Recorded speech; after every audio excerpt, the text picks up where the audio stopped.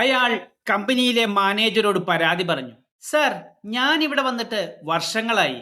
ഇതുവരെ എനിക്ക് ഒരു സ്ഥാനക്കയറ്റമോ ശമ്പള വർധനവോ ലഭിച്ചിട്ടില്ല. എന്നാൽ എന്നേക്കാൾ വൈകി വന്നവർ വലിയ പദവികളിലെത്തി. മാനേജർ അയാളെ ജനാലക്കരികിലേക്ക് വിളിച്ചു.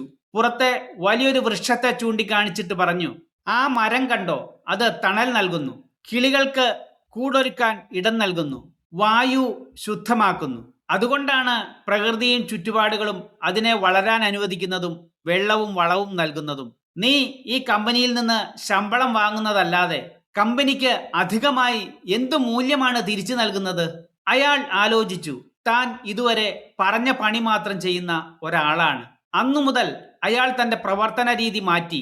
മറ്റുള്ളവരെ സഹായിക്കാനും പുതിയ ആശയങ്ങൾ പങ്കുവെക്കാനും പ്രശ്നങ്ങൾ സ്വയം ഏറ്റെടുത്ത് പരിഹരിക്കാനും സർവോപരി ജോലിയോടുള്ള സമീപനം മാറ്റാനും തീരുമാനിച്ചു.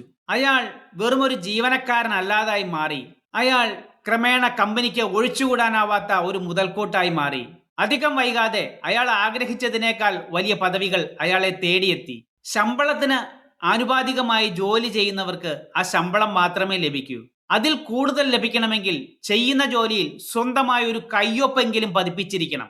എനിക്ക് എന്ത് കിട്ടി എന്ന് ചോദിക്കുന്നതിന് പകരം എനിക്ക് എന്തു കൊടുക്കാൻ സാധിക്കുമെന്ന് ചിന്തിക്കുന്നിടത്താണ് ജീവിതത്തിന്റെ യഥാർത്ഥ വളർച്ച ആരംഭിക്കുന്നത്. വീഡിയോ ഇഷ്ടപ്പെട്ടാൽ ഷെയർ ചെയ്യാനും ലൈക്ക് ചെയ്യാനും സബ്സ്ക്രൈബ് ചെയ്യാനും മടിക്കരുത്. നിങ്ങളുടെ പ്രതികരണങ്ങളാണ് എൻ്റെ മോട്ടിവേഷൻ. താങ്ക്